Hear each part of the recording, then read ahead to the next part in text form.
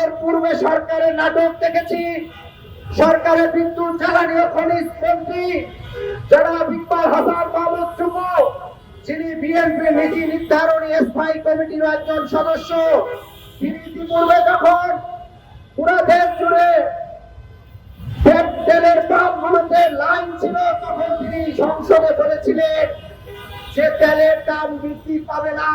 পূর্বের ফ্যাসিবাদের সরকারের সময় আমরা যেভাবে দেখেছি ছাত্রলীগের সন্ত্রাসীরা পুলিশের সাথে মিশে গিয়ে যেভাবে বিরোধী রাজনৈতিক পক্ষের উপর হামলা করেছে, ঠিক এই সরকারের সময় পুলিশের সামনে ছাত্র দলের সন্ত্রাসীরা নৃশংসভাবে হবিগঞ্জ, কুড়িগ্রাম, সিলেটে ধারাবাহিকভাবে আমাদের নেতা কর্মীদের উপর হামলা করেছে।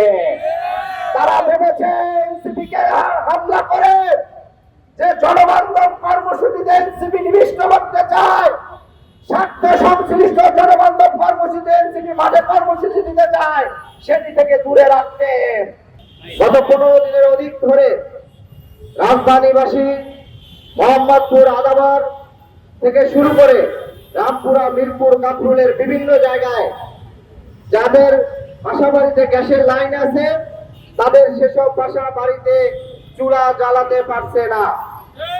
স্কুলের বাচ্চা থেকে শুরু করে চাকরিজীবী যারা আছেন, সারাদিন চাকরি করে বাসায় গিয়ে খাওয়ার নিশ্চয় এতটুকু হচ্ছে না, কোন ধরনের তারা রান্না বান্না করতে পারছেন না।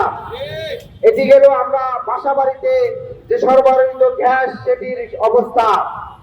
অনেকগুলো শিল্প কারখানা, গ্যাস নির্ভর বিদ্যুৎ কেন্দ্র যেগুলো আছে, সেখানে বিদ্যুৎ উৎপাদন কেন্দ্র কমে গিয়েছে এবং যার লোডশেডিং ইতিমধ্যে ঢাকা সহ বিভিন্ন জায়গায় তার লোডশেডিং তীব্র আকার ধারণ করেছে।